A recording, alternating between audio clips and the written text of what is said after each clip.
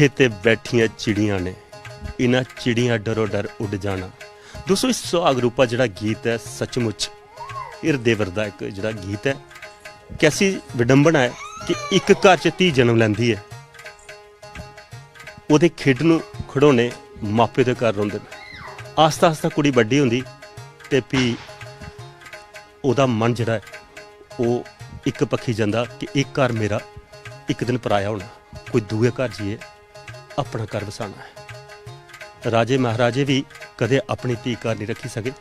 ਪਤਾ ਨਹੀਂ ਕਿੱਥੋਂ ਦਾ ਜਿਗਰਾ ਹੁੰਦਾ ਉਹਨੇ ਕੁੜੀਆਂ ਦੀ ਜਿਹੜੀ ਆਪਣੇ ਘਰ 'ਚ ਸਾਰੇ ਰਿਸ਼ਤੇ ਛੱਡੀਏ, ਦੂਏ ਘਰ ਜੀਏ, ਨਵਾਂ ਰਿਸ਼ਤਾ ਅਪਣਾਉਣਾ। एक नार बैठी थी उनके कन्नै गलबात करने। केह् नाम जी थोड़ा? मेरा नाम रीना है, रीना कुमारी। रीना जी, गल की जाती है दी जिस कोख च जन्म लैना, थोड़ा चिर खेडना, लाड़ पाना चाचे ताएं दा, भैने भराएं दा, माप्यो दा, ते फिर अखीर च उस ड्योडी च कदम चुकना। कुत्थों जिगरा हुंदा उस कुड़ी दा जिल्लै ओह् कदम चुकदी है? एक कुड़ी आस्ते बड़ा मुश्किल काम है ये चीज़, मतलब अपना घर-बार सब कुछ छड्डिए आना ते दूआ नवां घर बसाना, ओह्दे आस्ते काफ़ी सारा मुश्किल कम्म है। लेकिन चलो दुनिया दा दस्तूर है बनाए दा, ऐसा करना पौंदा है। पर आखदे पराने जिल्लै 15-20 दिन पैह्ले सुहाग गाई कुड़ी गी पक्का करी ओड़दे हे, उसी लग्गी जंदा हा भई हून एह् घर मेरा पराया है। पर अज्जकल ते ओह् अस दिक्खने भी शैह्रें च लोग डीजे बजदे नचदियां न कुड़ी दे ब्याह भी, कुड़ियां अपने ब्याह पर आपूं नचदियां, जि'यां आखदे भाई अपने ब्याह च नचदा फिरा ओह् ते लाड़ा हा, पर अज्जकल कुड़ियां भी नचदियां न। ते भी जिल्लै ओह् पराना बेल्ला अस चेता करदे हे जिल्लै डोली च बौंदी ही कुड़ी ते कूकां पांदी ही, दूर तक्कर कूकां सनोचदियां हा। क्या अज्ज ओह् है सिलसिला? ऐसा अज कुछ भी नहीं रेह्दा है, मतलब पैह्ले ते अज्ज बिच बड़ा काफ़ी सारा फर्क पेईदा है।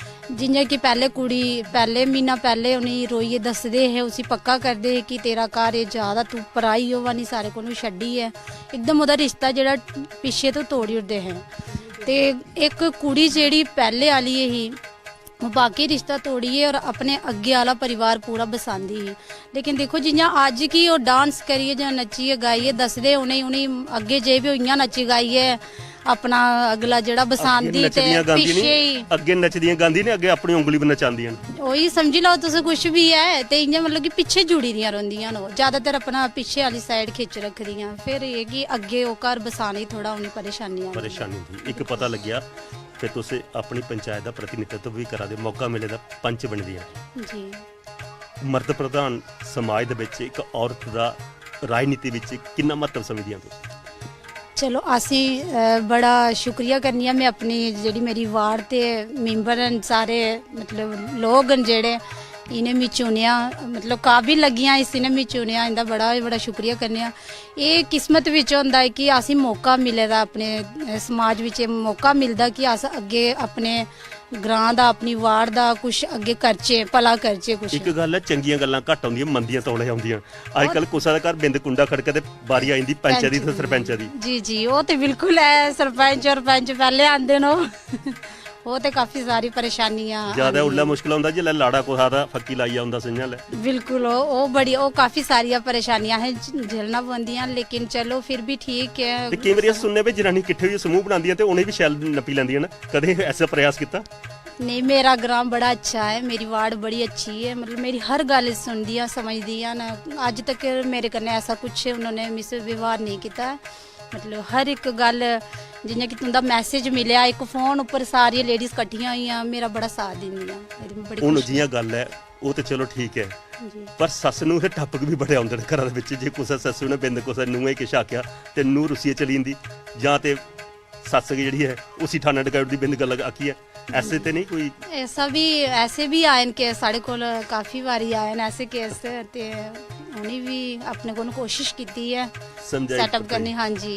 हूँ जि'यां गल चला करदी है फिर ग्रां च सरकार आपूं टुरी आवा करदी है, तुसें केह् सोच रखी दी उं'दे कोला केह् मंग रखनी?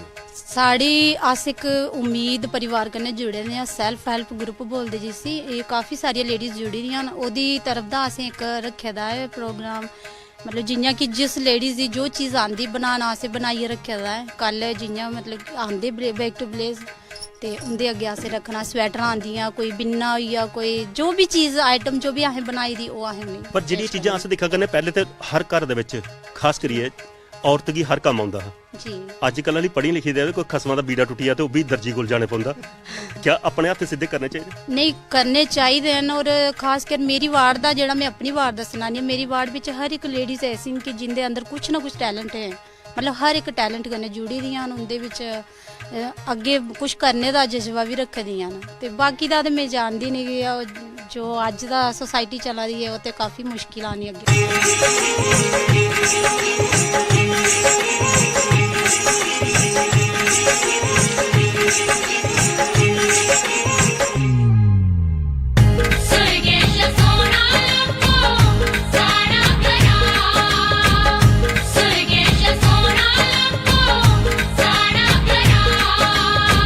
जेड़ा आई जंदा लैंदा नी जाने दा नाम सुरगेश सोना लखो साड़ा करा सुरगेश सोना लखो साड़ा करा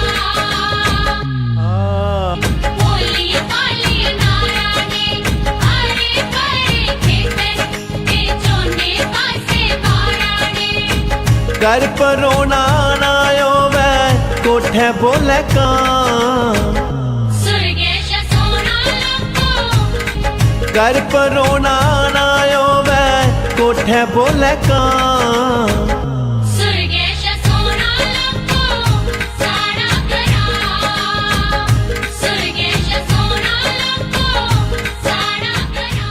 ਦੋਸਤੋ ਗਰਾਏ ਦੇ ਖਾਣ ਪੀਣ ਦੀ ਗੱਲ ਕੀਤੀ ਜਾ, ਮੇਰੀ ਥਾਲੀ ਦੇਖੀਏ ਤੇ ਮੇਰੇ ਖਿਆਲ 'ਚ ਜੀਬੇ 'ਚ ਪਾਣੀ ਤੁਹਾਡਾ ਵੀ ਆਵਾ ਕਰਦਾ। ਗਰਾਏ ਦੇ ਮਿਹਨਤਕਸ਼ ਲੋਕ ਨੇ ਜਿਹੜੇ ਖੇਤੀਬਾੜੀ ਕਰਦੇ ਨੇ ਤੇ ਖਾਸ ਕਰੀਏ ਇਹ ਮੱਕਾ ਦੀ ਰੋਟੀ ਤੇ ਸਰ੍ਹੋਂ ਦਾ ਸਾਗ, ਭਾਈ ਸਾਨੂੰ ਤਾਂ ਭਾਂਤੀ ਪਕਵਾਨ ਜਾਂ ਇਹ ਲਈਆਂ ਚੀਜ਼ਾਂ ਖਾਣੇ ਦਾ ਮੌਕਾ ਮਿਲਦਾ ਕਿ ਅਸੀਂ ਗਰਾਂ ਜੰਨੇ ਆ। ਤੁਸੀਂ ਸ਼ਹਿਰੇ ਬਈਏ ਖਾਲੀ ਜੀਬਾਂ ਗਿੱਲੀਆਂ ਹੁੰਦੀਆਂ, ਪਰ ਕਦੇ ਤੁਸੀਂ ਵੀ ਇਹ ਚੀਜ਼ਾਂ ਖਾਣੀਆਂ ਤੇ ਗਰਾਂ ਫੇਰਾ ਪਾਓ ਤੇ ਫਿਰ ਇਹ ਵਾਲੇ ਸਵਾਦ ਤੁਸੀਂ ਵੀ ਲੈ ਸਕਦੇ ਹੋ। ਦੋਸਤੋ